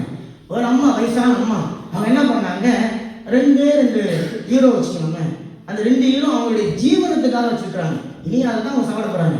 அந்த 2 ஹீரோவை அவங்க கொண்டாந்து அந்த காணிக்கை வீட்டில் போடுறாங்க. ஏசு எக்ஸைட்மெண்ட்டாக ஆகிட்டாரு. ஏசு உற்சாகத்தில் துள்ளுறாரு. துளிட்டு சீடு நீங்கள் நிற்கிறாங்க. அவங்க கூப்பிட்றாங்க, வாங்க வாங்க வாங்க வாங்க எல்லாம் எல்லாம் எல்லாம். இந்த காணிக்கை போட்டியில் இவ்வளோ பேர் வந்து மூட்டை மூட்டையாக போட்டாங்கல்ல. இந்த அம்மா 2 கணிஸ் போட்டாங்கல்ல. நீங்கள் என்ன நினைக்கிறீங்க? யார் அதிகமாக போட்டது? என்ன சொல்லுவோம் மனுஷாலு? யார் அதிகமாக போட்டதுங்க? ஆமாம், இந்த பணக்காரங்க போட்டாங்க. ஆண்டவர் சொல்றாரு, இல்லை இல்லை, அந்த தாய், விதவை தாய், அவங்க போட்டது தான் அதிகமானது அப்படின்னு சொல்றாங்க. காரணம், அவர்கள் எல்லாம் தங்களுக்கு உண்டான இருந்த அதிகமானதுல கொஞ்சம் பணம் தேவனுக்கு கொடுத்தாங்க. இந்த அம்மா தனக்கு இருந்த எல்லா குறைகளின் மத்தியிலும் அதிகமானதை கொண்டாந்து தேவனுக்கு கொடுத்தாங்க. நல்லா கரையில தட்டுங்க. அதனால இயேசுக்கு எக்ஸைட்மெண்ட் ஆகிட்டாருங்க. இப்படிப்பட்ட இயேசு நீங்க பார்த்துருக்கீங்களா? இயேசுன்னு ஒரு அங்கேயே போட்டு சரியா தொங்க விட்டு 4 நாள் குளிக்காத வந்து நீங்க பார்த்துருக்கோம். பெரிய பணக்காரர் இருந்தவர். இயேசு குறித்துலாம் நிறைய காரியங்கள் இருக்கு. ஆமே. அப்ப ஒரு வேலை நிறுவனத்துக்கு வந்து பள்ளிக்கூடத்து பக்கத்துல உட்காந்து காணிக்கை பற்றியை விட்டு பார்க்கறாரு சொன்னா அன்னைக்கு என்ன ஒரு காரியம் அவர் உங்களுக்கு எனக்கு கற்றுக் கொடுக்க விரும்புகிறார். அப்ப தேவனுடைய ஆலயத்துக்கு வரும்போது வெறும் கையை வீசி கொண்டு வந்துடாதீங்க. தேவனுடைய ஆலயத்துக்கு வரும்போது நீங்க சும்மா வந்துடாதீங்க. தேவனுடைய ஆலயத்துல தேவனுடைய மகிமையான பிரசனம் இருக்குதுங்க. அந்த பிரசனத்தை நீங்க எதை கொடுத்து உங்களால வாங்க முடியாது. அந்த பிரசனத்தை தேவன் தம்முடைய கிருபையினால உங்களுக்கு கொடுக்கிறார். கொடுக்கிற தேவனுக்கு நீங்க என்ன கொடுக்க போறீங்க? நல்ல கடையில கட்டி நல்ல நீங்க கொடுக்கிறவங்களாக இருக்கணும். காரணம், நீங்க கொடுக்கதான் உங்க கிணறு சுரக்கும். உங்க கிணறு சுரக்கும். ஆமென். நம்ம கேட்கலாம் போல. சரி, ஓகே. இப்போ இயேசு சொல்றாரு, இவள் தான் அதிகமாய் கொடுத்தார். இயேசுக்கு எப்போதும் அதிகமா கொடுக்க ரொம்ப பிடிக்கும். பேதுரு கிட்ட கேட்டாரு, நீ என்னை நேசிக்கிறியான்னு கேட்டாரு. கேட்க 3வது முறை கேட்கிறாரு, எல்லாரையும் பார்க்கலாம் என்னை நீ அதிகமா நேசிக்கிறியா கேட்டாரா? எல்லாரும் நேசிக்கிற மாதிரி நேசிக்கிறதுக்கு ஒரு ஆள் இயேசுக்கு தேவையில்லைங்க. அதுக்கு 12 பேர் போதும். இன்னைக்கு உண்மை என்ன இயேசு தெரிஞ்சாருன்னா அந்த 12 பேர் செய்யாத எதுதான் நீங்க செய்ய போறீங்க. அந்த 12 பேர் அதை செய்ய முடியாத தேவன் அந்தந்த தேசத்துல அந்தந்த நபர்களை பாஸ்டர்களை வைத்து எதையோ செய்ய விரும்புகிறார். அப்ப பேதுரு நேசித்தது போல நேசிக்க ஒரு ஆள் தேவனுக்கு தேவை. அதுக்கு பேதுரு போதும். பேதுருக்கு மேல, யோவானுக்கு மேல, அப்போஸ்தலர்களுக்கு மேல நீங்களும் நானும் எதையோ ஒன்று செய்யணும். அதற்காகத்தான் எங்கோ ஒரு மூலையில இலங்கையில இந்தியாவுல யாரும் அறியாத நம்ம தேவனுக்கு கொண்டு வந்து ஓட்டெல்லாம் போட வச்சிருக்கிறேன். ஓட்டு வாங்கின காசு எனக்கு ஆண்டவருக்கு கொடுத்தாலும் ஆமீன். இன்னும் ஒரு 4 போட்டு வாங்கியிருக்கலாம். ஆமீன் தானே? அப்ப தேவன் சொல்றாரு, அதிகமாய் கொடுக்கிறவர்களிடத்துல தேவன், நான் பணத்தை பத்தி பேசல, முதல்ல நம்மளுடைய சிந்தனை பணத்துக்கு போயிடும். அதிகமாய் கொடுக்கிறவர்களிடத்துல தேவன் அவர் பிரியமா இருக்கிறார். அப்ப ஒரு காரியத்தை நீங்க நல்லா தெரிஞ்சு கொள்ளுங்க. தேவனுக்கு அதிகமாய் கொடுப்பதற்கு உங்ககிட்ட என்கிட்ட அதிகமா இருக்கணும்ன்ற அவசியம் இல்லை. அன்பு இருந்தா உங்களிடத்துல என்னிடத்துல அன்பு இருந்தா அந்த அன்பு என்ன செய்யணும்? உங்களையே ஏவும், உங்களையே அது உந்தி தள்ளும். உந்தி தள்ளி எதையாவது நான் தேவனுக்கு கொடுக்கணும் என்று சொல்லி உங்களுடைய இடத்துல ஒரு வாஞ்சையை, ஒரு வைராக்கியத்தை அது உருவாக்கும். சரி, என்ன அந்த மதத்துல கொடுக்கணும் கொடுக்கணும் கொடுக்கணும் கொடுக்கணும்னு சொல்லிருக்காரு. என்கிட்ட எதுவும் இல்லையே, எல்லாரும் கொடுக்க முடியும். மாசம் மாசம் கணக்கு வந்து பார்த்தாக்க வந்ததை விட போனது அதிகமா இருக்குது. எங்கதான் எடுத்து கொடுக்குறது? எப்படிதான் கொடுக்குறது? கட்டாயமா கொடுக்கணுமா? மன கஷ்டப்பட்டு கொடுக்கணுமா? வேதனோடு கொடுக்கணுமா? கருத்து மத்தியிலிருந்து கொடுக்கணுமா? எரிச்சலோடு கொடுக்கணுமா? எப்படிதான் கொடுக்கணும் பாப்போம். எடுத்து 2 கொரிந்தியர் 9வது அதிகாரம் 7-8. 2 கொரிந்தியர் 9:7-8 வசனம் சொல்லுது, அவனவன் விசனமாயும் அல்ல கட்டாயமாயும் அல்ல. இந்த வசனத்தை நீங்க அண்டர்லைன் பண்ணி கொடுங்க. நீங்க தேவனுக்காக கொடுக்கிற எந்த ஒரு காரியத்தையும் விசனப்பட்டு கொடுக்க கூடாது, கட்டாயப்பட்டு கொடுக்க கூடாது, பாஸ்டர் கேட்டுட்டாருன்னு கொடுக்க கூடாது, அல்லது வேலைக்கு சொல்லப்பட்டிருக்கிறது கொடுக்க கூடாது, அல்லது யாரோ போடுறாங்களே அதனால பார்த்து கொண்டு வந்து போடணும் என்று சொல்லி நீங்க நினைக்க கூடாது. அவன் செய்யறான், நான் செய்யணும் கிடையாது.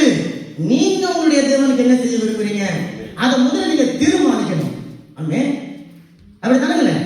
மாச கடைசியா தான் நமக்கு சம்பளம் வரும். ஆனா 1ஆம் தேதியில நம்முடைய மண்டையில பல காரணங்கள் ஓடிக்கொண்டிருக்கும். இதுக்கு செய்யணும், அதுக்கு செய்யணும், அப்படி செய்யணும், இப்படி செய்யணும் என்று சொல்லி யோசித்து கொண்டு இருக்கிறீங்களா?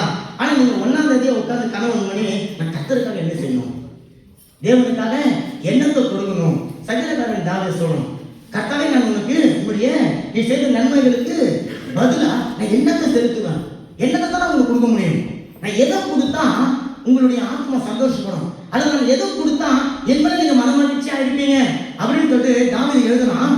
ரட்சிப்பின் பாத்திரத்தை நான் கையில் எடுத்துக்கொள்வது கர்த்தாவே நான் உம்மை தொழுது கொள்வேன். உங்க ரட்சிப்பின் பாத்திரத்தினுடைய வேலை உங்களுக்கு தெரியுமா? உங்களுடைய ரட்சிப்பின் பாத்திரம் என்னது? உங்க ரட்சிப்பின் பாத்திரம் என்னது? திரும்புறத வசனத்தை வாசிச்சோம், அப்படியே போயிட்டோம். உங்களுடைய ரட்சிப்பின் பாத்திரம் என்னதுங்க? ஆத்மா இல்லை.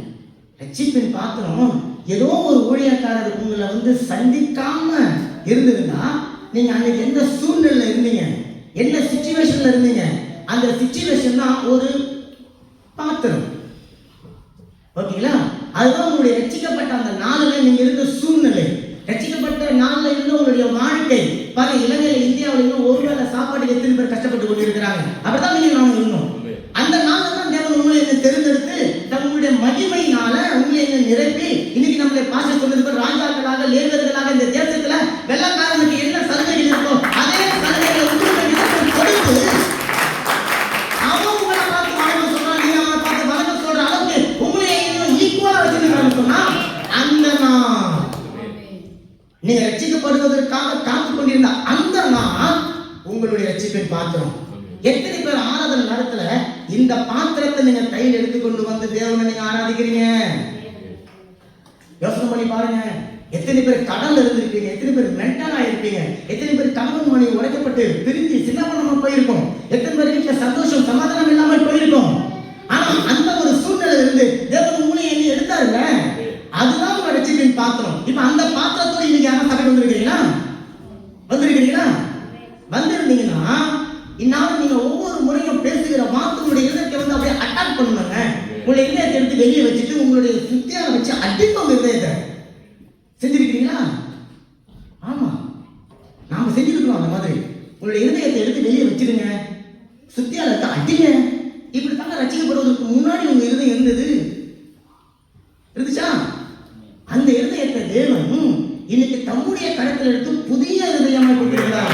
தசையுள்ள இருதயமாக, உணர்வுள்ள ஒரு இருதயமாக, வாழக்கூடிய ஒரு இருதயமாக, எல்லாரையும் மதிக்கக்கூடிய கனம் பெற்ற ஒரு இருதயமாக தேவன் உங்களை என்னையும் உருவாக்கி வச்சிருக்கிறான்னு சொன்னா அந்த தேவனை கனம் பண்ண நீங்க எப்படி வரணும்? பாஸ்டர் சொன்னார், புதிய காலையில அந்த காலத்துல எல்லாம் ஆராதிக்க வரான்னு சொன்னா வெளியில கார் பார்க்கிங் இருக்காது. அதுக்கு போல ஆடுகள், மாடுகள், ஒட்டகங்கள், கழுதைகள் தான் கட்டப்பட்டிருக்கோம். எல்லாம் மூட்டை மூட்டையா கொண்டு வந்திருப்பாங்க. பாஸ்டர் ஒரு பெரிய என்ன சொல்லுவாங்க, ஒரு கமிட்டியை போட்டு வர எல்லாத்தையும் அளந்து வாரி குடோன்ல போய் கொட்டியா அப்படின்னு சொல்லி இருக்கணும். அப்ப ஆலயத்தை விட ஆலயத்துக்கு வரக்கூடிய பொருளை சேர்த்து வைக்கிறதுக்கு பெரிய குடோன் கட்டி வச்சிருக்கணும். பாஸ்டர் ஆடு வைக்கிறதுக்கு இங்க நேரம் இல்லை. இல்லைங்க மாடு வைக்க முடியும் நம்மளால இல்ல, போட்டுலாம் போட்டு மாடு வச்சா எவனும் மதிக்க மாட்டாங்கல்ல. ஆடு வேணா வைக்கலாம், இந்த ஆடு வேணா. அப்ப என்ன கவனிச்சு கொள்ளுங்களேன், அன்னைக்கு அந்த உணர்வு அவங்களுக்கு இருந்தது. எப்படி இருந்தது? எகிப்துல அடிமைகளா இருந்தோம்.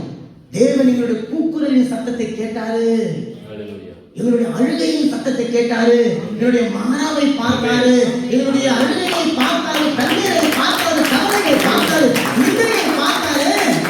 அனுப்பினார் ஒருத்தர், வந்தாரு மோசே, எங்களை மீட்டு கொண்டாரு.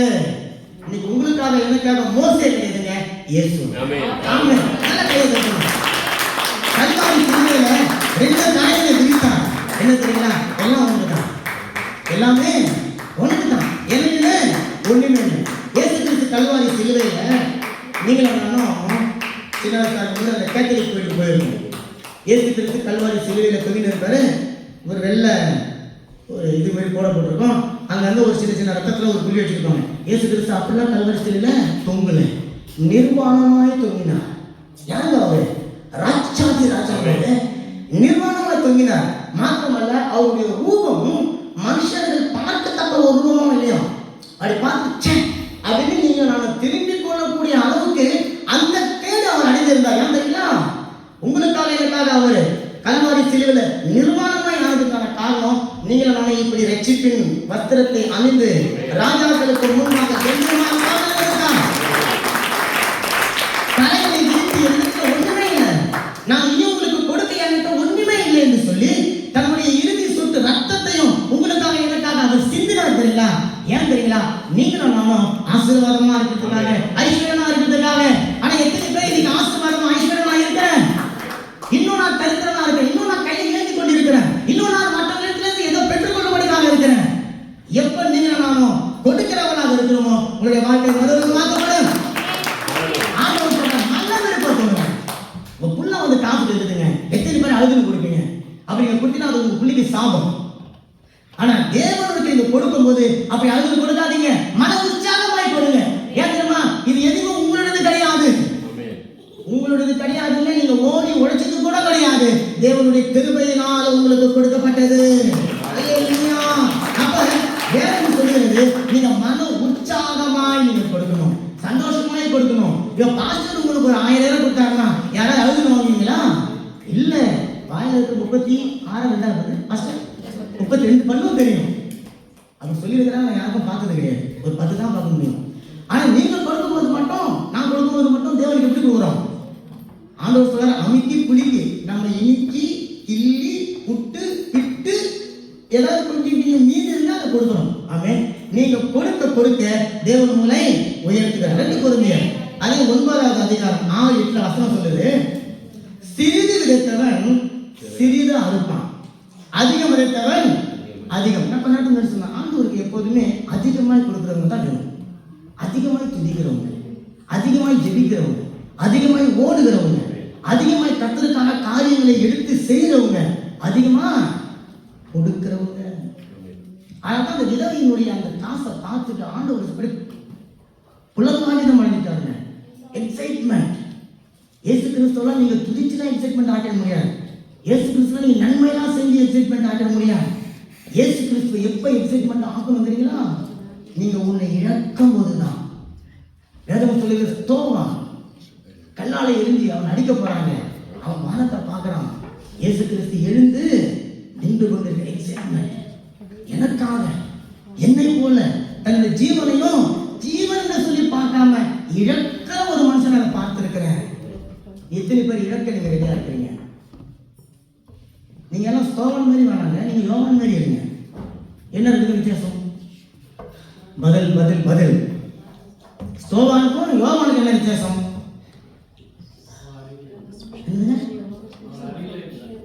இல்ல இல்ல, ஸ்தோவான் சீக்கிரம் போயிட்டார். ஸ்தேவான் நான் இங்கிலீஷ் சொன்னா ஸ்தேவான் அவர் சீக்கிரம் போயிட்டாரு. ஆனா யோவானை தூக்கி போட்டாங்க, என்ன போக்குறையில போட்டாலும் சரி மனுஷன் சாக மாட்டேன் சீக்கிரத்துல. அப்ப ஆண்டவர் பார்த்தாரு, இவரு தூக்கி போய் வச்சு எங்க வச்சு காட்டி உங்களை எல்லாரும் தெரியும். அப்படி யோவான் மாதிரி நீங்க இருங்க. ஏன் தெரியல, அவன் இழக்க ஆயத்தமா இருக்கணும். நான் எங்க சபையில சொன்னேன், இயேசுக்காக மறிப்புக்கு யாரும் வேணாங்க, ஏன்னா அதுக்கு சீரத்துக்கு போதும். இயேசு சொல்றாரு, உங்களையும் என்னையும் வாழறதுக்காக தான் அழைச்சிருக்காங்க. கரையா கேட்டீங்களேன், மறிக்கிறதுக்கு ஒரு நிமிஷத்துக்கு வேலை, ஆனா வாழ்றது ஒவ்வொரு நிமிஷமும் மறிக்கிறதுக்கு சமம். அப்ப நீங்க நானும் வாழ்வதற்காக இருக்கிறோம். அந்த வாழ்க்கை யாருக்காக இருக்கணும்? இயேசுவுக்காக இருக்கணும். ஆமென். கர்த்தருக்காக அவர் இருக்கணும். அப்ப தேவன் சொல்றார், நீங்க விதைக்கிறதை போலதான் நீங்க அறுப்பீங்க. நீங்க விதைக்கிறது தான் உங்களுடைய வாழ்க்கையினுடைய ஆசீர்வாதத்திற்கான எல்லை. நீங்க எதை விதைக்கிறீங்களோ அதை தான் நீங்க அறுக்க போறீங்க. நீங்க உங்களுடைய உழைப்பை விதைத்தா தேவன் உங்களுக்காக ஓட போகிறார். நீங்கள் உங்களுடைய வாழ்க்கையில தேவனுக்காக சில காரியங்களை எடுத்து நீங்க செய்ய அந்த நேரத்தை விதைக்கிறீங்கன்னு சொன்னா உங்களுடைய நேரத்தை தேவன் மிச்சப்படுத்தி கொடுப்பார். இப்ப நீங்க தேவனுக்காக பணத்தை விதைக்க நீங்க விரும்பினா உங்களுடைய பண தேவையை தேவன் அவர் பார்த்துக் கொள்கிறாரா? அவர் இருக்கிறார். யாருக்கோ எதையோ நீங்க நாம இனியும் கேட்டுக்கொண்டு கையெழுந்து கொண்டு இல்லாம அனைவருக்கு கொடுக்கக்கூடிய ஸ்தானத்துல உங்களையும் என்னையும் தேவன் மாற்றுகிறார். நல்ல காரியம் கட்டுங்க. முதல்ல கொடு, நான் உங்களுக்கு கொடுப்பேன். தேவன் எப்பவுமே சில விஷயங்கள்ல வந்து ரொம்ப அழகா பேசுவார். நீங்களும் முதல்ல கொடுக்கணும். ஏன் நம்மளுக்கு கொடுக்க சொல்றாருங்க?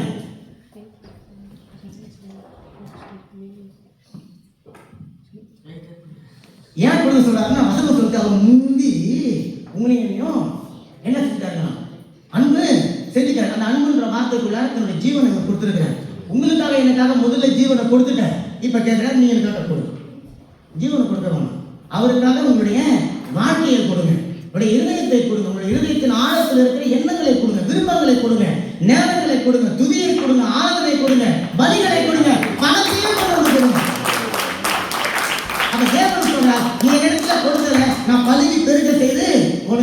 கொடுப்பேன். அப்ப நீங்க கொடுக்கும் பொழுது இழக்கிறதை கூட உங்களுக்கு தோணும். இன்னைக்கு எடுத்து நான் ஒரு 100 யூரோ கொடுத்துட்டேன்னு சொன்னா என்னுடைய சம்பளத்துல 100 யூரோ குறையும் தான். ஆனா அந்த குறைந்ததை வைத்து தேவன் உங்களை குறைவாய் நடத்தப் போகிறது கிடையாது. நீங்க 100 யூரோ தான் கொடுப்பீங்க. ஆனா உங்களுடைய வாழ்க்கையில 100 யூரோ மிச்சப்படுத்தும்படிக்காக தேவன் உங்களுக்கு தேவையான சகல காரியங்களை அவர் நேர்த்தியாக செய்து முடிக்கிற தேவனாக இருக்கிறார். நீங்க கொடுக்கிறதுனால இழந்து போக மாட்டீங்க. மாறா நீங்க தேவனுக்கு கடன் கொடுக்கிறீங்க. ஆச்சரியமா இருக்குல்ல? கர்த்தருக்கு நீங்க கடன் கொடுக்கிறீங்க. ஏழைகளுக்கு இறங்கும் போதெல்லாம் இறங்கி இருக்கிறோமா ஏழைகளுக்கு அப்படின்னு சொன்னா உங்களுடைய என்னுடைய அக்கௌண்ட்ல கிரெடிட் வந்து இருக்கும். கரெக்ட் தட்டுங்க. சரி, இப்போ நான் ரொம்ப நேரமா கொடுக்கணும் கொடுக்கணும் கொடுக்கணும் அப்படின்னு சொல்லுறீங்களா? நீங்க கேளுங்க என்கிட்ட, எதை நான் கொடுக்கணும்? எனக்கு இருந்தாலும் கொடுக்க முடியும். ஒண்ணுமே இல்லையே. அப்ப ஆண்டவர் சொல்ற, முதல்ல உங்களுக்கு என்ன வேணும்? நீ எனக்கு எதை கொடுக்க போற? அதை முதல்ல நீ என்கிட்ட கேளு. இப்ப நீ எனக்கு ஓடுறதுக்கு சரியா நடக்க தெரியா? எனக்கு நான் உனக்கு கொடுக்குறேன். யோவான் 14:14 சொல்லுங்க, என் நாமத்தினாலே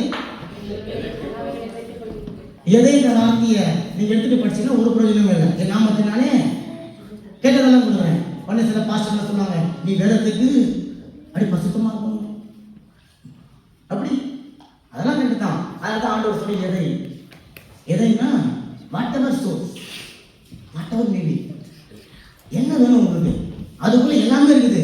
இல்லைன்ற வார்த்தை எதுவுமே இல்லை. அப்ப ஆண்டவர் சொல்ற இடத்துல நீ அதை கேள். ஆமென். அப்ப நீ கேட்கும் பொழுது உங்களுக்கு உங்களுடைய வீட்டுல ஒரு நன்மையும் குறைவுபடாது. காரணம் ஆண்டவர் சொல்ல, என்னுடைய வீட்டை குறித்து நீ யோசிக்க ஆரம்பிச்சிருக்கிற, என்னை குறித்து யோசிக்க ஆரம்பிச்சிருக்கிற, எனக்கு ஏதோ ஒன்று கொடுக்கணும்னு சொல்லி நீ நினைத்து கொண்டு இருக்கிற. உன்னுடைய நினைவுகளை நான் அறிந்திருக்கிறேன். அவைகள் தீமைக்கு ஏதுவானது அல்ல, நன்மைகளுக்கு ஏதுவானது. அப்ப நீ கேட்கிறத உனக்காக கேட்காத, எனக்காக கேளு. ஒரு வீட்டை கேட்கணும், அந்த வீடு எதுக்கு? நான் நல்லா தூங்குறதுக்கா? இல்ல, அந்த வீடு தேவனை ஆராதிக்கிற பிள்ளைகளால நிரப்பப்படணும். அப்ப நான் பணத்தை கேட்கிறேன். ஆண்டவர் பணம் எதுக்கு? தேவனுடைய வீட்டுல ஆதாரம் உண்டாகணுங்க. தேவனுடைய வீட்டுல நிறைய தேவைகள் சந்திக்கப்படணும். அதனால ஆண்டவர் சொல்றார் மல்கியா 3:10 எல்லாருக்கும் தெரிஞ்ச வசனம், என் வீட்டில் ஆதாரம் உண்டாகும்படிக்கு தசம பாகங்களை எல்லாம் களஞ்சியத்துக்குள்ள கொண்டு வாருங்கள் என்று தேவன் சொல்லுகிறார். சொல்லிட்டு என்னை சோதித்து பாருங்கள் அப்படின்னு சொல்றார். என்ன டெஸ்ட் பண்ணுங்க. ஆண்டவரை யாராவது டெஸ்ட் பண்ண முடியுமா? பண்ணியிருக்கீங்க யாராவது? அப்படி யாராவது பண்ணியிருக்கிறாங்களா? ஆண்டவரை பண்ணியிருக்கிறாங்க தலையாட்டுறாங்க இல்லைன்றாருங்க. ஆண்டவர் டெஸ்ட் பண்ணியிருக்கிறாங்களா? இல்ல, ஆண்டவரை யாராவது டெஸ்ட் பண்ணியிருக்கிறாங்க? ஆமா இப்படி, இல்லைன்னா இப்படி. எங்க சபையில கற்றுக் கொடுக்குறேன். ஆமா ஆமான்னா யாருன்னு கேட்கிறேன், இல்லைன்னா விட்டுருவேன். ஆண்டவரை டெஸ்ட் பண்ணியிருக்காங்களா? யாருங்க? அவங்க டெஸ்ட் பண்ண அது வேற, அது டெம்ப்டேஷன். அண்ணால் பண்ணியிருக்கிறாங்க. அண்ணல் என்ன பண்ணாங்க? எனக்கு பிள்ளைய கொடுங்க. அவன்கிட்ட கேட்கல, எனக்கு ஒரு ஆண் பிள்ளையை கொடுங்க. நீங்க கொடுத்துட்டீங்கன்னு சொன்னா அந்த பிள்ளை உங்களுக்கு தான். டெஸ்ட் பண்ணாங்கன்னா ஆண்டவர்கிட்ட போய் எனக்கு பிள்ளை கொடுன்னு சொல்லி கேட்கல, எனக்கு ஆண் பிள்ளையே கேட்டாங்க. ஆண் பிள்ளை யாருக்கு எடுத்துன்னு சொன்னா கல்யாணம் ஆகி மறுநாள் கேட்கல, கல்யாணம் ஆகி கிட்டத்தட்ட 35 வருஷத்துக்கு அப்புறம் கேட்கறாங்க. பாசிபிளே கிடையாது. சாராவுக்கு பிள்ளை பெற்றது போல ஒரு காரியம். அண்ணா சொல்றேன், நீ எங்களுக்கு ஆண்டவரே நான் இவ்வளவு நாள் காத்துனுங்க, எனக்கு நீங்க செய்யற மாதிரி இல்ல. இப்ப கடைசியா உங்ககிட்ட கேட்கிறேன், எனக்கு நீங்க ஆம்பளை பிள்ளை கொடுத்தீங்கன்னா அந்த பிள்ளைய நாங்க உங்களுக்காக கொடுப்பேன். கொடுக்கலன்னா என்ன கொடுப்பேன்? ஆமே. அப்போ அவன் டெஸ்ட் பண்றான் ஆண்டவரை. ஆண் பிள்ளை தான், பொம்பளை பிள்ளை வேணும். ஆண் பிள்ளை இன்னைக்கா இருந்தா போய் உடனே நம்ம டெஸ்ட் பண்ணி என்ன பிள்ளை பார்த்துருவோம். ஆண்டவரை என்ன நீங்க இப்படி என்கிட்ட போய் சொல்றீங்கன்ட்டு. ஆனா அவன் டெஸ்ட் பண்ணல. கரெக்டா பிள்ளைய பார்த்தா, ஆம்பளை பிள்ளைய பார்த்தா வாங்க கரெக்டா காப்பாத்தலாம். வசனத்தின்படி அவள் வாழ்ந்தார். ஆமென். இன்னைக்கு நாம வசனத்தை கேட்கிறவர்களாக இருக்கிறோம், ஆனா கிரியைகளை செய்கிறவர்களாக இருக்க மாட்டோம். அப்ப ஆண்டவர் டெஸ்ட் பண்ணுங்க. ஆண்டவர் இந்த வாரம் என்னுடைய சபைக்கிறாங்க. இனி தசமம் பிரச்சனை காணிக்கை ரெண்டாவது, இந்த சபை 2வது வாரம் காணிக்கை தசமம் பண்ணணும். ஆமென். அப்ப சரிங்களா? அதாவது ஃபர்ஸ்ட் பயப்படாதீங்க. இல்ல காணிக்கை ஏதாவது வாரம் வச்சிருக்கீங்களா? இன்னைக்கு அது 2வது வாரம். ஆமா சரி. அப்ப இன்னைக்கு காணிக்கை போட போறீங்க. ஒருவேளை அப்படி எடுத்து நீங்க ஆண்டவர் டெஸ்ட் பண்ணுங்க. ஆண்டவர் எனக்கே ஒன்னே இல்லை. அப்ப நான் சபைக்காக ஒரு ரொம்ப கம்மியா சொல்றேன். நான் வந்து சபைக்காக ஒரு 100 யூரோஸ் நான் போடணும் அப்படின்னு நினைக்கிறேன். நீங்க முதல்ல எனக்கு அந்த எழுதி கொடுங்க. அந்த காசை கொடுங்க. என் காசை நான் வந்து இழந்து போக மாட்டேன், எனக்கு 100 ரூபா கொடுங்க, நீங்க கொடுத்தீங்கன்னு சொன்னா நான் அதுக்கான சபையில் கொடுப்பேன் அப்படின்னு சொன்னா ஆண்டவர் என்ன பண்ணுவார் நினைக்கிறீங்க? சத்தமா சொல்லுங்களேன். பாஸ்டர் வந்து இதெல்லாம் சொல்லி வைக்கிறாங்க. பயப்படாதீங்கப்பா, உங்களுக்கு 100 கஷ்டம் கொடுங்க, கிடைக்கட்ட விட்டுருங்க. அப்ப ஆண்டவர் சொல்ற உங்களை எண்ணிய பார்த்து ஆண்டவருக்கு தைரியமா ஒரு நம்மள வந்து அந்த ஆண்டவர் உங்களை எண்ணிய பார்த்து ஒரு அறைகோல் மாதிரி சொல்றாரு. யாராவது என்ன டெஸ்ட் பண்ணி பாருங்க, யாராவது என்ன டெஸ்ட் பண்ணி பாருங்க, நான் இதை செய்யலாம் செய்யலாம்னு சொல்லி பாருங்க, எனக்கு நீங்க கொடுத்து பாருங்க. அப்ப எத்தனை பேர் தேவனுக்காக கொடுத்து பார்த்துருக்கிறீங்க? கொடுத்துட்டு ஆண்டவர் என்ன செய்யறாங்க? வெயிட் பண்ணுங்க. 1 மணி நேரம் ஆண்டவருக்காக கொடுத்துட்டு வெயிட் பண்ணுங்க. நம்ம எல்லாருமே அந்த இன்ஸ்டன்டான உலகத்துல வாழ்ந்துருக்கோம். வெயிட் பண்ணுறதுக்கு யாருக்கும் டைம் இல்லை, வேகமா ஓடுறோம். பிரசங்க ஒரு 10 நிமிஷம் அதிகமான டைம் பார்க்கணும். ஆனா சினிமா தேட்டர்ல உட்காந்து முடிச்சுக்கிறாங்க நிறைய பேர், டிவிக்கு முன்னாடி நிறைய பேர் உட்காந்து இருக்கிறாங்க. கல்யாண வீட்டில் போனால் நைட்டு 1 மணி வரைக்கும் ஆடி இருக்கிறாங்க. அதுக்கெல்லாம் யாரும் வாட்சி பார்க்கறது கிடையாது. ஆனா பிரசங்க ஒரு 10 நிமிஷம் அதிகமாச்சுன்னா நெளிவாங்க. ஏன் அப்படின்னு பார்த்து உள்ள போகுதுன்னு அர்த்தம். அவங்க உட்காரவில்லைன்னு சொல்லி அர்த்தம். கர்த்தர் சொல்றார், நீ எனக்கு கொடுத்து பாரு. அப்போ வானத்தில் பல நதிகளை தெரிந்து நான் உன்னை ஆசீர்வதிக்காமல் போவேனோ? நானும் அப்பா சொல்லுவோம். சாதாரண ஒரு அப்பாவே சொல்ல மாட்டோம். ஆனா நம்ம அப்பா சொல்றாருங்க, உங்ககிட்ட எப்படியெல்லாம் அவர் கேட்கிறாரு பாருங்க. எப்படி சொல்லி பார்த்தா நீங்களாம் கேட்குற மாதிரி இல்லை, நானும் கேட்குற மாதிரி இல்லை. இப்போ அவர் சொல்லிட்டேன், இதை டெஸ்ட் பண்ணி பாருங்க. இப்போ நான் கடைக்கு போறேன், ஒரு டிவி வாங்கி வரேன். எத்தனை பேர் நேரம் அப்படியே போய் இருக்கிற டிவி வச்சுக்கணும் வீட்டுக்கு? இல்லை, அது உடஞ்சி போகிற ரிமோட் கண்ட்ரோலாக இருந்தாலும் அதுக்குள்ள பேட்டரி எல்லாம் போகுது, நல்லா வேலை செய்யலாம்னு சொல்லிட்டு அங்கேயே உட்காந்து செக் பண்ணிட்டு, 10வது வீட்டில் வந்து செக் பண்ணிட்டு, அதுக்கு ஒரு கேரண்டி கார்டே வாங்கி வந்துட்டு நல்லா வேலை செய்யலாம்னு சொல்லி பார்த்து கொண்டு இருக்கிற இந்த சூழ்நிலையில ஆண்டவர் சொல்றாரு, ஆஃப்டர் ஆல் ஒரு பொருளை வாங்குறதுக்கு நீ அவ்வளோ டெஸ்ட் பண்றல, என்ன நீ டெஸ்ட் பண்ணி பாரு. நான் உண்மையில அன்பாக இருக்கிறத நீ அறிஞ்சுக்கொள், நான் உண்மையில பிரியமா இருக்கிறத நீ அறிந்து கொள் அப்படின்னு சொல்லி அவர் கேட்டார். இப்படிதான் ஒரு மனுஷன் தன்னுடைய வாழ்க்கையில எல்லாவற்றையும் எழுதுகிறோம்.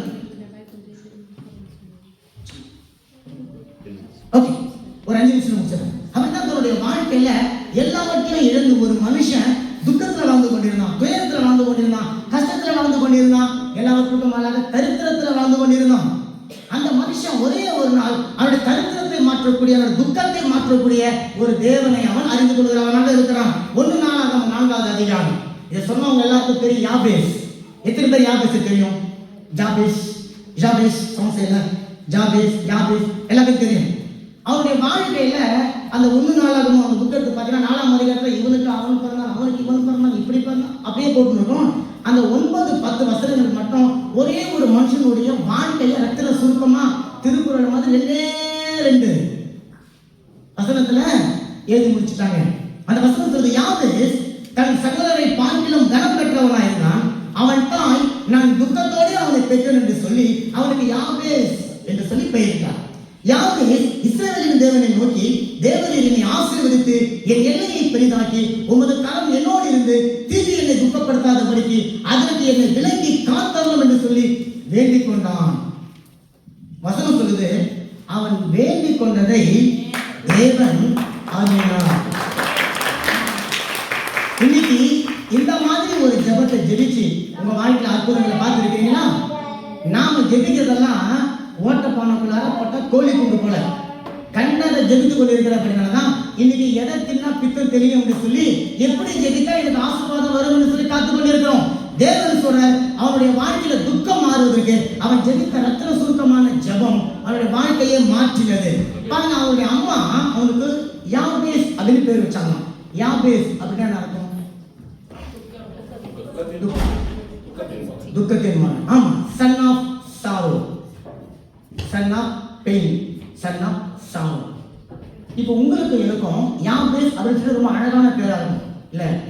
ஆனா அவங்க அம்மா பிறகு வந்து அவனை யாபேஸ் இங்க வான்னு கூப்பிட்டா என்ன அர்த்தம் தெரியுங்களா?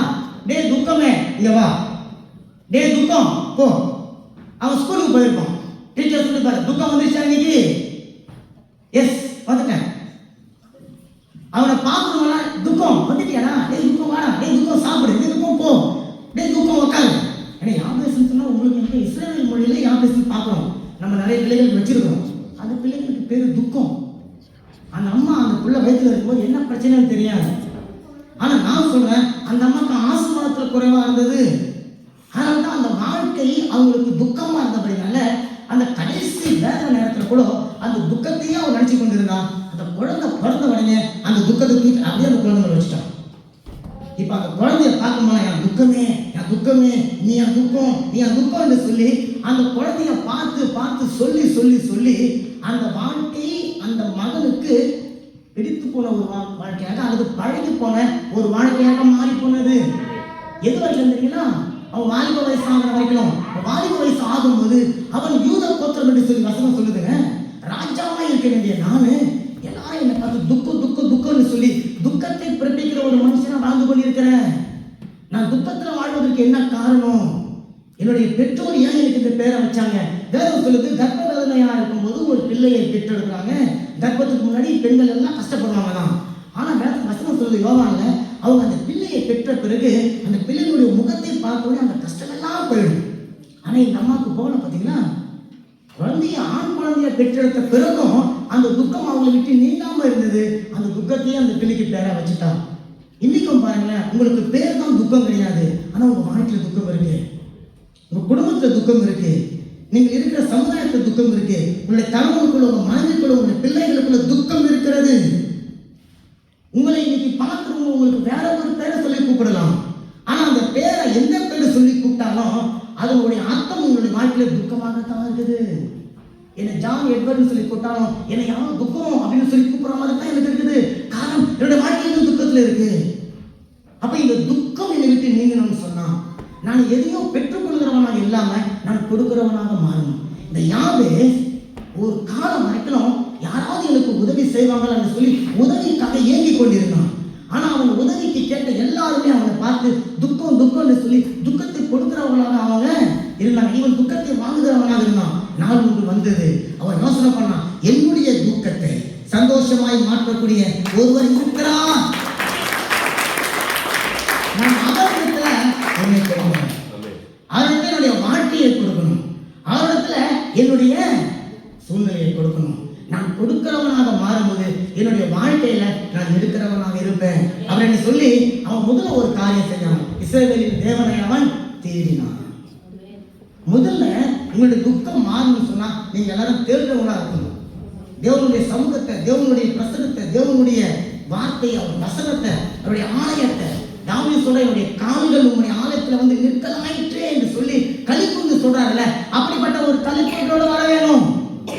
அப்படி நீங்க வரும்போது தேவனை தேடும்போது உங்களுடைய சூழ்நிலை மாறும், உங்களுடைய வாழ்க்கை மாறும். தன்னுடைய தாய் தெரிஞ்சோ தெரியாமலையோ துக்கம்னு பேர் வச்சாங்க. இப்படிதான் இன்னொரு பிள்ளைக்கும் துக்கம் வச்சாங்க. யாக்கோபுடைய 12வது பிள்ளையுடைய பேர் என்னதுங்க? மைக்கு வேலை செய்யல. ஓகே, யாக்கோபுடைய கடைசி பிள்ளை பேர் என்னதுங்க? அவருக்கு முன்னாடி வச்ச பேர் என்னதுங்க? பெனோலி. பெனோலின்னு சொன்னா son of sorrow, the son of painful. அதான் பெனோலி. அப்படிதான் போடுறது. என்னங்க என்ன தராட்டுறீங்க? பெனோலி போட்டிருக்கீங்களா? உடனே அந்த நர்ஸ் என்ன பண்றாங்க, நர்ஸ் மாதிரி அந்த நர்ஸ் என்ன பண்றாங்க, குழந்தை தூக்கின்னு போய் யாக்கோபுட்ட கொடுக்குறாங்க. அவன் கேட்கறான், என்ன பேரு? பெனோலி. ஐயோ, என் பிள்ளைக்கு இப்படி ஒரு பேரா? உடனே ஆண்டோட கேட்கற, என்ன மாதிரி பேர் இருக்கணும்? பெஞ்சமின். சொல்லுங்க, பெஞ்சமின். பெஞ்சமின் சொன்னா the son of right hand. Correct தட்டுங்களேன். அம்மாவுடைய பார்வையில அவன் துக்கத்துக்குரிய பிள்ளையா இருந்தான், அப்பாவுடைய பார்வையில வலதுகரமா இருக்கிறான். ஆமென். அப்ப கர்த்தர் உங்களுக்கு கொடுத்த பிள்ளைகள் எல்லாம் உங்களுடைய வலதுகரம். ஆமென். பிள்ளைகளை ஆசீர்வதிங்க. அப்ப இவன் என்ன பண்றான்? தேவனுக்கு கொடுக்கிறவனா இருக்கான் யாக்கோபு. ஆமென். இங்க யாபேஸ் முதலுக்கு தேவனுக்கு கொடுக்கிறவனா இருக்கான். என்னத்தமா கொடுத்தான்? அவன் சொல்றான், ஆண்டவரே என்னுடைய எல்லைகளை நீங்க ஆசீர்வதிங்க. ஆமென். துக்கம் என்னை துக்கப்படுத்தாதபடிக்கு அதை காத்துக் கொள்ளுங்க அப்படின்னு சொல்லி அவன் ஜெபித்து கொண்டு வருகிறான். அவன் என்ன பண்றான்? தன்னுடைய வாழ்க்கையை தேவனுடைய கரங்களுக்குள்ள கொடுக்குறான், தன்னுடைய சூழ்நிலைகளை தேவனுடைய கரங்களுக்குள்ள கொடுக்குறான், தன்னுடைய சிச்சுவேஷன் நான் என்ன இருக்கிறேனோ அதை தேவனுடைய கரங்களுக்குள்ள கொடுக்கிறவனாக இருக்கிறான். தேவன் இப்போது அதை எடுத்துக் கொள்கிறார். எடுத்துக்கொண்டு தேவன் அவனை பார்க்கும் பொழுது யாக்கோபை போல பார்க்க ஆரம்பிக்கிறார்.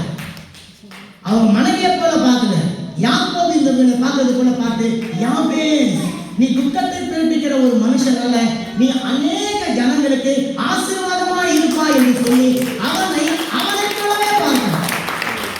அவன் எந்த நோக்கத்துக்காக பூமியில பிறக்க வைத்தாரோ, யூத கோத்திரத்தில் அவன் பிறந்தானோ, அந்த யூத கோத்திரத்துக்கு உரிய ஒரு மகனாக பார்க்கிறார். உங்க அப்பா எங்க அப்பா யாருங்க? உங்களுடைய அப்பா யாருங்க?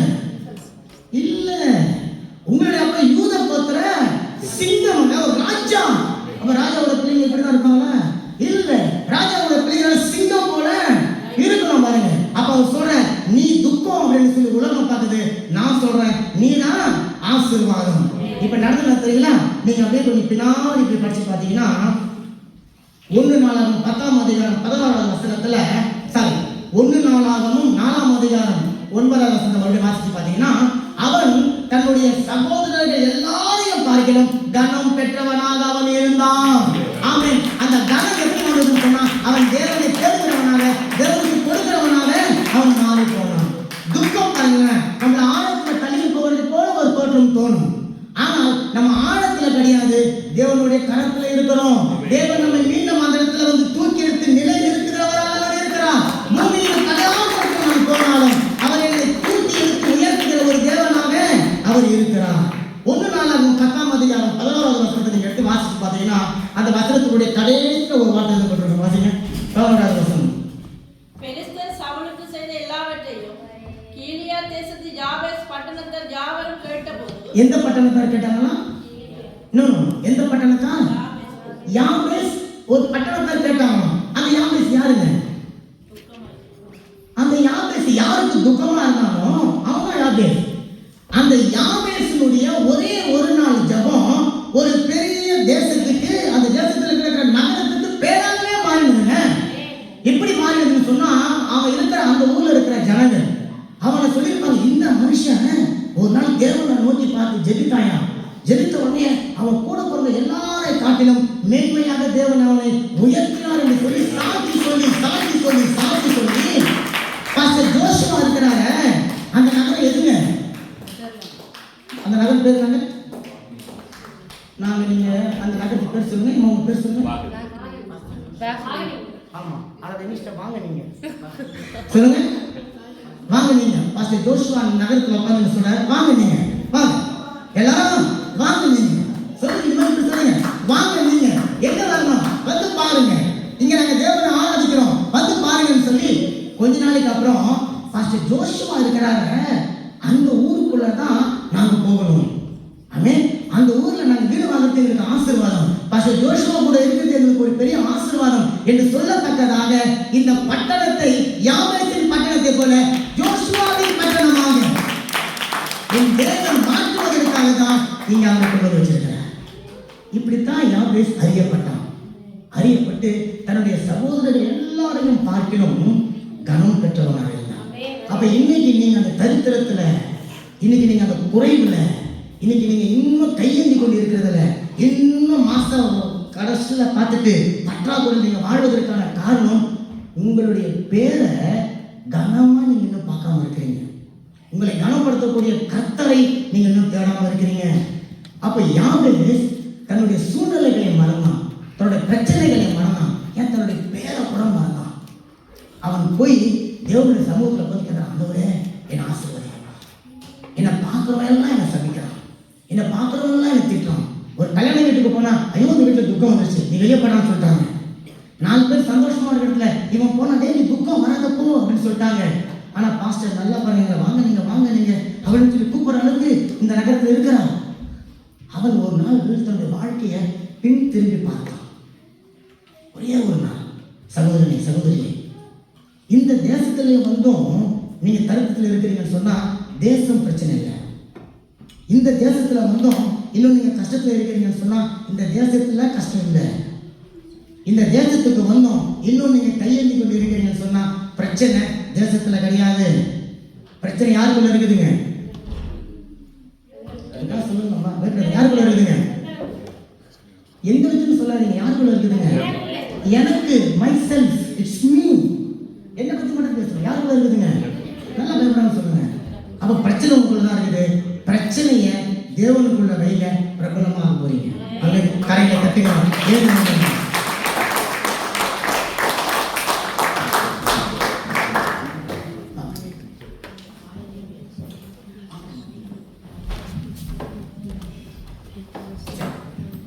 அல்லேலூயா. நன்றி செலுத்து. அப்படி எழுந்து நில்லுங்க ஒரு நிமிஷம். யார்